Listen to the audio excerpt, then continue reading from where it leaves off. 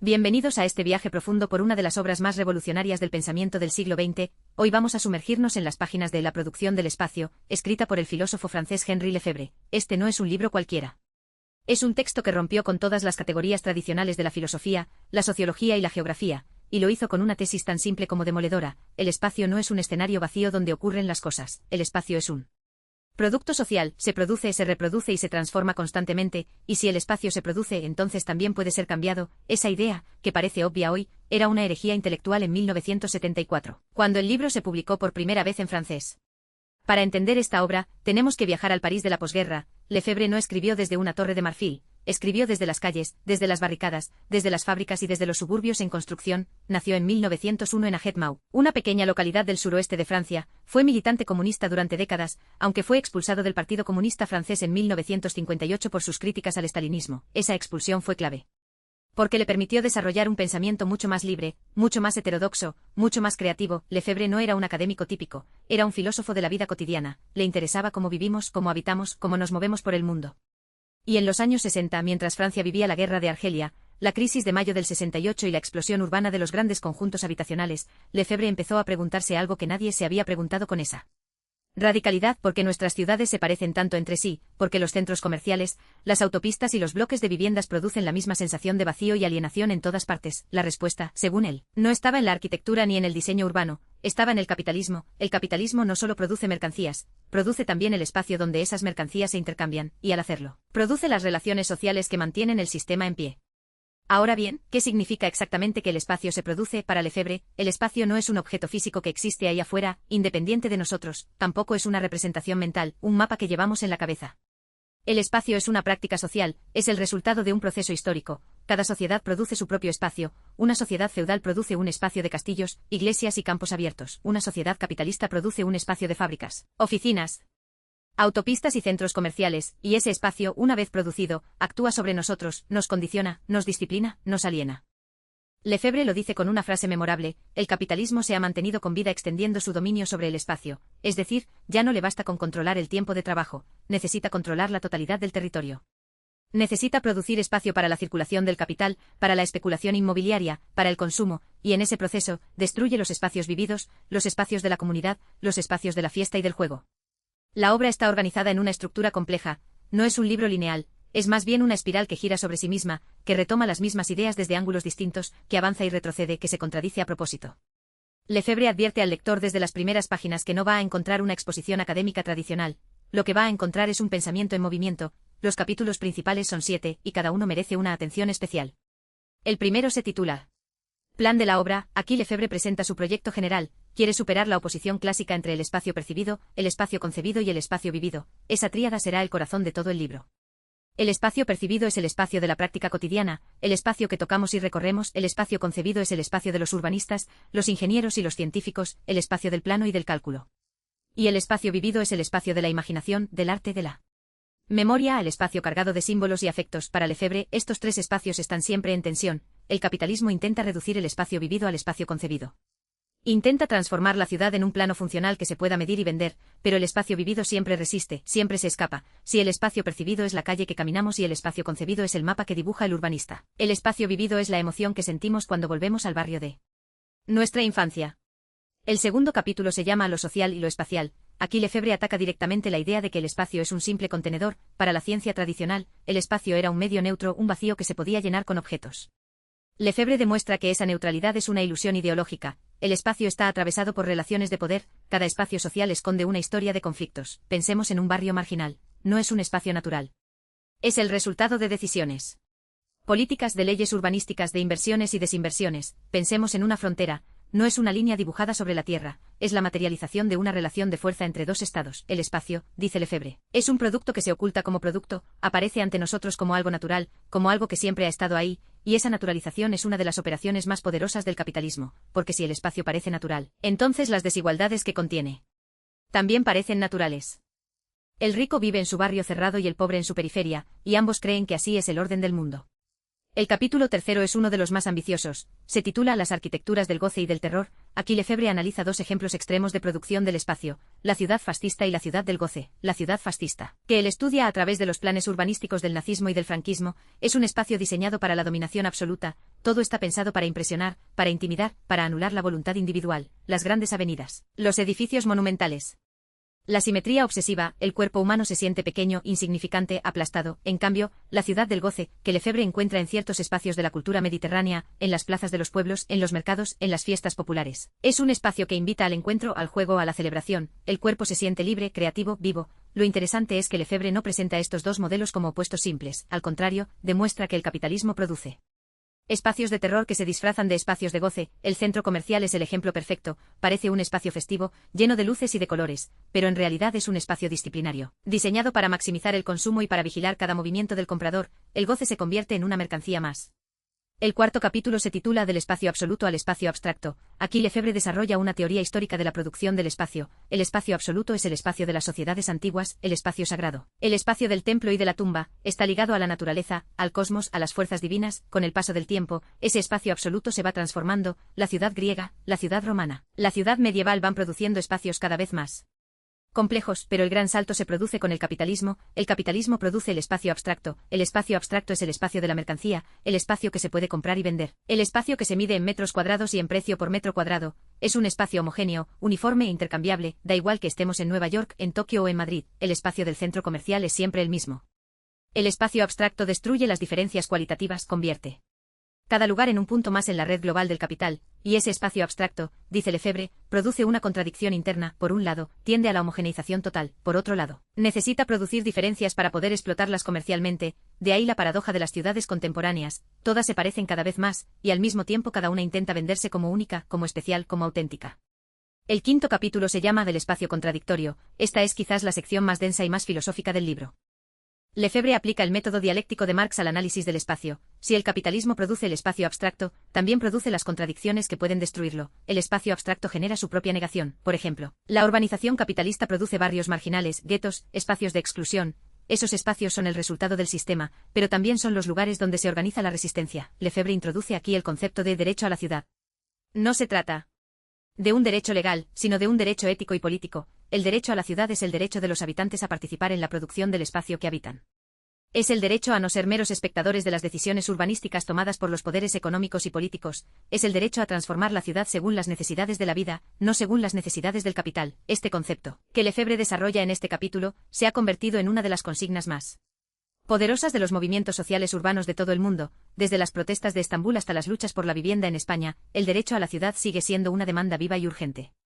El sexto capítulo se titula El espacio y el tiempo. Aquí Lefebvre establece una conexión fundamental entre la producción del espacio y la producción del tiempo. El capitalismo moderno, dice, ha creado un tiempo homogéneo y vacío, el tiempo del reloj, el tiempo del trabajo asalariado. Ese tiempo se ha separado del tiempo vivido, del tiempo de las estaciones, del tiempo de las fiestas, del tiempo del cuerpo. El espacio abstracto y el tiempo abstracto se refuerzan mutuamente. La fábrica necesita un espacio racionalizado y un tiempo cronometrado. La ciudad moderna necesita espacios que aceleren la circulación de mercancías y tiempos que aceleren el consumo. Pero Lefebvre no se queda en la crítica, propone una alternativa. La producción de un espacio-tiempo diferencial. Un espacio-tiempo que recupere la riqueza de la vida cotidiana, que integre el trabajo y el ocio, que respete los ritmos biológicos y comunitarios. Esta idea de los ritmos, que Lefebvre desarrollará más tarde en su obra Elementos de ritmo análisis, es una de las aportaciones más originales de su pensamiento. La ciudad no debería ser una máquina de acelerar, sino un organismo que respira, que tiene sus propios ciclos, sus pausas, sus momentos de quietud y de actividad.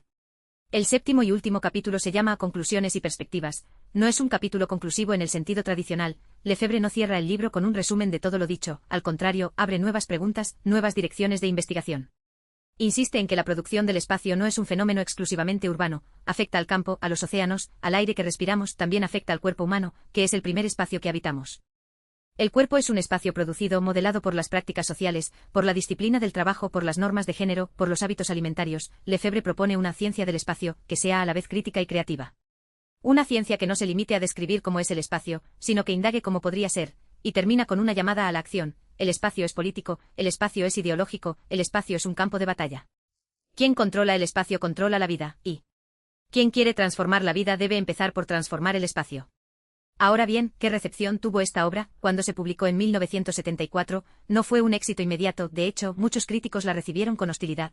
los geógrafos académicos la consideraron demasiado filosófica, demasiado especulativa, los filósofos la consideraron demasiado empírica, demasiado apegada a cuestiones concretas, los urbanistas no sabían qué hacer con un libro que criticaba precisamente su profesión, pero con el paso de los años, la obra fue ganando adeptos. En los años 80 y 90, el auge de la geografía crítica, del posmodernismo y de los estudios culturales convirtió a Lefebvre en un autor de referencia. Edward Soja, David Harvey, Frederick Jameson, Manuel Castells. Todos ellos han reconocido su deuda con la producción del espacio. David Harvey, uno de los geógrafos más influyentes del mundo, ha dicho que este libro le cambió la vida, el concepto de acumulación por desposesión, que Harvey desarrolla para explicar el capitalismo contemporáneo está directamente inspirado en la teoría lefebvriana del espacio. Soja, por su parte, acuñó el término giro espacial para describir el redescubrimiento de la espacialidad en las ciencias sociales, un giro que tiene su origen en la obra de Lefebvre.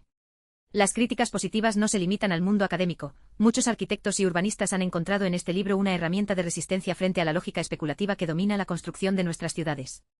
El colectivo de arquitectos Ecosistema Urbano, por ejemplo, cita a Lefebvre como una de sus principales influencias, también los movimientos sociales, como el movimiento por la vivienda digna, el movimiento ecologista y los colectivos de defensa del espacio público han adoptado sus ideas como bandera. El derecho a la ciudad se ha convertido en un lema global. Organizaciones internacionales como ONU Habitat han incorporado este concepto a sus documentos oficiales. Es curioso pensar que un filósofo francés, escribiendo en los años 70, haya podido influir tanto en las políticas urbanas del siglo XXI.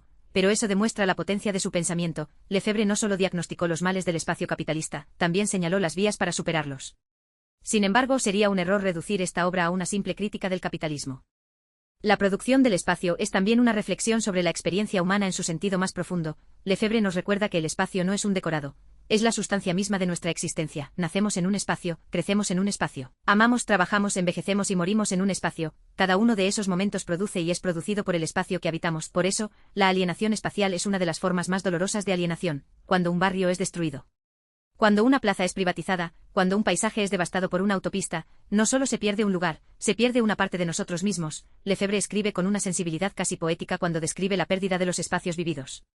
Habla de la nostalgia de los lugares que ya no existen, de la memoria que se aferra a los muros que ya no están, del desgarro que siente el habitante cuando su barrio es demolido. Esa dimensión emocional es lo que diferencia a Lefebvre de otros teóricos más abstractos. Él nunca olvida que el espacio es, ante todo, una experiencia visceral.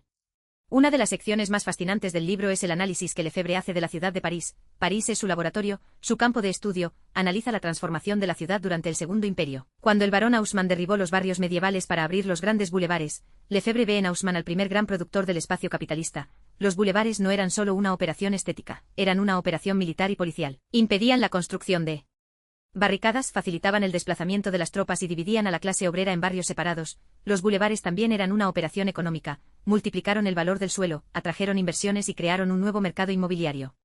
El análisis de Lefebvre sobre Haussmann es tan brillante que ha inspirado numerosos estudios posteriores. Walter Benjamin había trabajado antes sobre los pasajes de París, pero Lefebvre va más allá, no se limita a describir la arquitectura de los bulevares, desentraña la lógica social, política y económica que los produjo, y demuestra que la misma lógica sigue operando hoy, en las grandes operaciones urbanísticas de nuestras ciudades contemporáneas. Cada nuevo rascacielos, cada nuevo centro comercial, cada nueva autopista es en cierto sentido, un nuevo bulevar haussmanniano.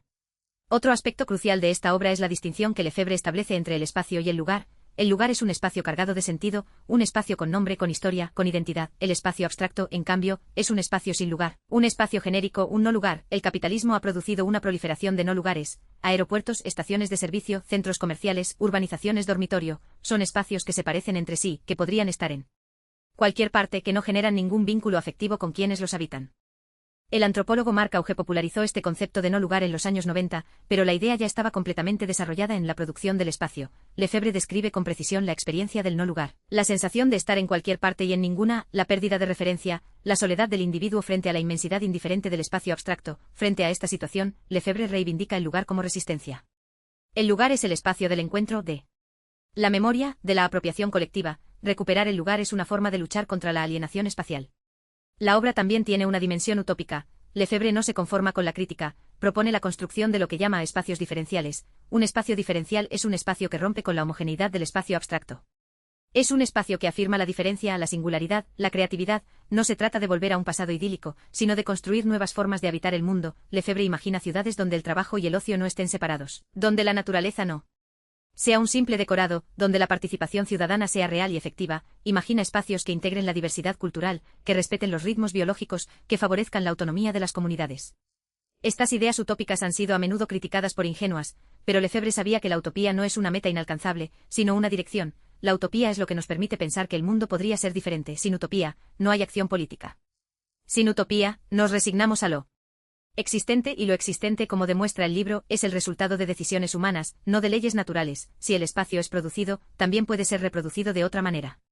La influencia de la producción del espacio se extiende mucho más allá de la filosofía y la geografía, ha influido en la teoría literaria, en los estudios culturales, en la antropología, en la arquitectura, en el cine. El concepto de giro espacial ha transformado la manera en que entendemos la literatura. Ya no se trata solo de analizar el tiempo y los personajes, sino también los espacios en los que se desarrollan las historias. Escritores como Italo Calvino, Georges Perec o W. G. S. Baldrán sido leídos a la luz de Lefebvre. En el cine, directores como W. M. Wenders o Chantal Akerman han explorado la alienación espacial de las ciudades contemporáneas de una manera que dialoga directamente con su obra. La película París, Texas, de Wenders es un ejemplo perfecto. La carretera, el desierto, los moteles, los no lugares del capitalismo norteamericano se convierten en los verdaderos protagonistas del filme. Lefebvre nos ha dado las herramientas para leer esas imágenes, para ver lo que normalmente no vemos, las estructuras espaciales que condicionan nuestras vidas.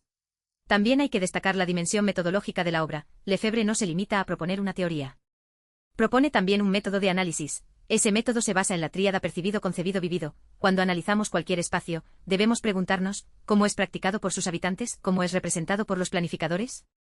¿Cómo es vivido emocionalmente? Estas tres preguntas nos permiten desentrañar las múltiples capas de significado que se superponen en cada lugar. Un barrio, por ejemplo, es al mismo tiempo un conjunto de calles y edificios que se recorren, un plano en los documentos oficiales del ayuntamiento y un conjunto de recuerdos y afectos para sus residentes. La tensión entre estas tres dimensiones es lo que produce la dinámica social del espacio. Lefebvre aplica este método a diversos ejemplos. La villa romana, la ciudad medieval, el barrio obrero o el centro comercial. En cada caso, demuestra que el espacio no puede entenderse si no es a través de esta triple mirada. Este método ha sido enormemente influyente en los estudios urbanos contemporáneos, donde la combinación de métodos cuantitativos y cualitativos es hoy una práctica estándar. Otra de las aportaciones fundamentales de este libro es la crítica de la planificación urbana tecnocrática.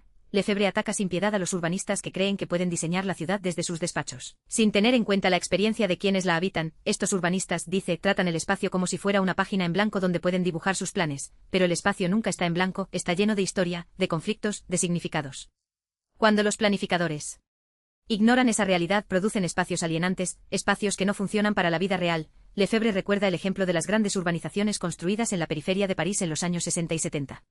Diseñadas por arquitectos progresistas, pensadas como espacios modernos y funcionales, se convirtieron en poco tiempo en guetos de exclusión social. La razón, dice Lefebvre, es que no se tuvo en cuenta la vida cotidiana de los futuros habitantes. No se les preguntó cómo querían vivir, se les impuso un modelo abstracto diseñado según criterios técnicos y económicos. Este análisis es hoy más actual que nunca, ante el fracaso de muchas políticas urbanas en todo el mundo. La cuestión del poder es central en toda la obra. Lefebvre demuestra que el espacio es uno de los instrumentos más eficaces del poder. El poder no solo se ejerce a través de la violencia y la ley, se ejerce también a través de la organización del espacio. Las prisiones, los cuarteles, las escuelas, los hospitales son espacios diseñados para disciplinar los cuerpos, pero también lo son las autopistas, los centros comerciales, las urbanizaciones cerradas. El espacio produce obediencia, produce sumisión. Produce normalidad. Pensemos en cómo nos comportamos en un supermercado. Seguimos el flujo de los pasillos, colocamos los productos en el carrito, pasamos por la caja. No nos lo ordena nadie directamente, es el espacio el que nos ordena. Esta idea, que Foucault desarrollaría paralelamente en su análisis del panóptico, está absolutamente presente en Lefebvre. Pero Lefebvre va más allá, no solo analiza cómo el poder se inscribe en el espacio, sino también cómo el espacio puede convertirse en instrumento de liberación. Si el espacio disciplina, también puede emancipar. Un espacio público bien diseñado puede favorecer el encuentro, la deliberación, la acción colectiva. Una plaza puede ser el escenario de una revolución, como lo fueron la plaza de Tiananmen, la plaza Tahrir o la Puerta del Sol. El espacio no es neutral, es un campo de batalla entre fuerzas opuestas. Un aspecto que a menudo se pasa por alto es la relación entre la obra de Lefebvre y el feminismo. Aunque Lefebvre no era feminista en el sentido contemporáneo del término, su análisis del espacio ha sido enormemente fértil para el pensamiento feminista. La crítica feminista ha señalado que el espacio público ha sido históricamente producido por y para los hombres. Las mujeres han sido confinadas al espacio doméstico, al espacio privado, al espacio del cuidado. El espacio público, en cambio, ha sido el espacio de la actividad masculina, el trabajo, la política, la guerra. Esta división espacial es una forma de opresión. Pensadoras como Doreen Massey, Gillian Rose o Rosalind Deutsche han desarrollado estas ideas a partir de la obra de Lefebvre. Han mostrado cómo la ciudad contemporánea sigue siendo un espacio hostil para las mujeres. El acoso callejero, el miedo a la noche, la falta de servicios de cuidado, el derecho a la ciudad, dicen estas pensadoras, debe ser también un derecho de las mujeres a ocupar el espacio público en igualdad de condiciones. Esta lectura feminista demuestra la vitalidad del pensamiento de Lefebvre. Un texto escrito hace 50 años sigue generando nuevas preguntas y nuevas luchas. También es importante situar esta obra en el contexto de la crisis ecológica actual. Lefebvre no era ecologista, pero su análisis del espacio tiene implicaciones ecológicas enormes. El capitalismo produce espacio destruyendo la naturaleza. Transforma los bosques en urbanizaciones, los ríos en canales, las montañas en minas. El espacio abstracto no tiene ningún respeto por los ecosistemas, solo le interesa el valor de cambio, el precio del suelo, la plusvalía, frente a esta lógica depredadora. Lefebvre propone una relación diferente con la naturaleza. No se trata de volver a un estado de naturaleza idealizado, sino de producir un espacio que integre la naturaleza de una manera no alienada, parques urbanos, huertos comunitarios, corredores verdes, espacios naturales protegidos. Estas no son simples concesiones al ecologismo, son formas de resistencia contra la producción capitalista del espacio. El movimiento por la ciudad de los 15 minutos, popularizado recientemente por el urbanista Carlos Moreno, tiene raíces claramente lefebvrianas. Se trata de producir un espacio que favorezca la vida cotidiana, que reduzca los desplazamientos, que recupere la escala humana frente a la lógica de la circulación infinita. La lectura de La producción del espacio no es fácil, es un texto denso, a menudo oscuro, con digresiones y repeticiones. Lefebvre no facilita la tarea al lector, su escritura es la de un pensador que piensa en voz alta, que va construyendo sus ideas mientras escribe, que se permite dudar, corregirse, contradecirse. Esto puede desanimar a muchos lectores, pero para quienes perseveran, la recompensa es enorme.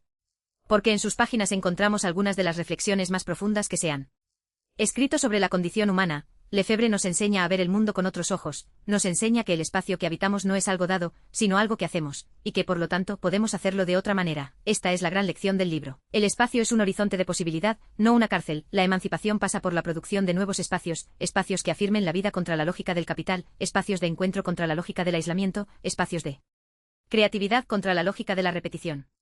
Hay un pasaje del libro que siempre me emociona. Lefebvre habla de los niños que juegan en la calle. Los niños, dice, son los grandes productores de espacio, transforman cualquier lugar en un mundo de aventuras. Un simple charco se convierte en un océano. Una acera se convierte en una pista de carreras, un montón de cajas se convierte en un castillo. Los niños no respetan las divisiones del espacio abstracto, inventan sus propios espacios, sus propios mapas, sus propias geografías. Lefebvre ve en él juego infantil un modelo de producción espacial alternativa. El espacio del juego es un espacio libre, un espacio no alienado, un espacio donde la imaginación y el cuerpo se unen. Recuperar esa capacidad de juego, esa capacidad de producir espacio con alegría, es para Lefebvre una tarea política fundamental, porque el capitalismo nos ha robado no solo el espacio, sino también la capacidad de jugar con el espacio. Nos ha convertido en consumidores pasivos de espacios prefabricados. Frente a eso, Lefebvre nos invita a ser productores activos, a redescubrir el placer de hacer espacio, de habitar el mundo con creatividad y con gozo. La obra también dialoga con la tradición marxista. Lefebvre era un marxista heterodoxo, se separó del marxismo dogmático que dominaba la izquierda francesa en su época, pero nunca abandonó el marxismo, al contrario, lo renovó desde dentro. Su análisis del espacio es una extensión del análisis marxista del capital. Si Marx analizó la producción de mercancías, Lefebvre analiza la producción de espacio, y demuestra que ambas producciones están íntimamente ligadas. El capitalismo necesita producir espacio para reproducirse, necesita nuevos espacios para la inversión, la especulación, el consumo. Cuando los espacios existentes ya no son rentables, los abandona y busca otros nuevos.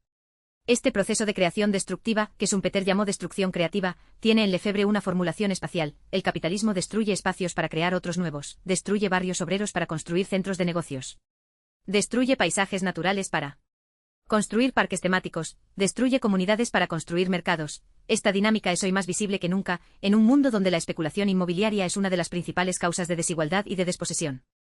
Otro concepto clave del libro es el de monumentalidad. Lefebvre analiza el papel de los monumentos en la producción del espacio. Los monumentos no son simples edificios conmemorativos, son dispositivos que organizan el espacio y el tiempo social. Un monumento produce un centro, un punto de referencia, una jerarquía espacial. La catedral medieval organizaba la ciudad a su alrededor, el palacio real organizaba la corte, la torre de oficinas organiza el distrito financiero. Los monumentos también producen consenso social, son lugares donde la comunidad se reconoce a sí misma, donde se celebra su identidad colectiva, pero Lefebvre advierte, en el capitalismo, la monumentalidad se ha vaciado de contenido. Los monumentos se han convertido en meros instrumentos de publicidad y de especulación. El rascacielos no celebra la comunidad, celebra el poder del capital. El centro comercial no celebra el encuentro, celebra el consumo. La monumentalidad capitalista es una monumentalidad vacía, una monumentalidad sin alma. Frente a ella, Lefebvre reivindica una monumentalidad popular, una monumentalidad que exprese las aspiraciones y los deseos de las comunidades. La cuestión de la escala es otro tema recurrente en la obra. Lefebvre analiza cómo el capitalismo produce espacios a diferentes escalas: el cuerpo, la vivienda, el barrio, la ciudad, la región, el estado, el planeta. Cada escala tiene sus propias lógicas y sus propias contradicciones, pero el capitalismo tiende a homogeneizarlas todas, a someterlas todas a la misma lógica de acumulación. El cuerpo es una fábrica que debe producir. La vivienda es una mercancía que debe venderse, el barrio es una Unidad de consumo, la ciudad es un motor económico, la región es un espacio de competencia, el Estado es un gestor de flujos, el planeta es una fuente de recursos. Esta colonización de todas las escalas es lo que Lefebvre llama planetarización del espacio. Hoy lo llamamos globalización, pero el análisis de Lefebvre sigue siendo fundamental para entender cómo la globalización no es solo un fenómeno económico, sino también un fenómeno espacial. La globalización produce una reestructuración completa del espacio mundial con nuevas jerarquías, nuevas periferias, nuevas desigualdades. La obra también contiene una dura crítica de la ideología del progreso. Lefebvre rechaza la idea de que la historia sea un avance lineal hacia una sociedad mejor. El progreso, dice, es una ideología que justifica la destrucción del pasado en nombre del futuro. El capitalismo se presenta como progreso, pero en realidad es una máquina de producir ruinas. Cada nueva ola de modernización destruye espacios que tenían valor, que tenían significado, que eran el hogar de comunidades enteras. Lefebvre no es nostálgico, no idealiza el pasado, pero señala que la modernización capitalista no es un proceso neutral, es un proceso de destrucción y de recomposición que beneficia a unos pocos a costa de muchos. La crítica de Lefebvre al progreso ha sido retomada por muchos pensadores contemporáneos, desde los ecologistas radicales hasta los críticos del desarrollismo, en un mundo donde la crisis climática nos obliga a cuestionar la lógica del crecimiento infinito. La reflexión de Lefebvre sobre los límites del progreso es más pertinente que nunca. Si hay una imagen que resume el pensamiento de Lefebvre, es la del laberinto. El espacio capitalista es un laberinto sin centro, un laberinto que se extiende infinitamente, un laberinto donde el sujeto se pierde.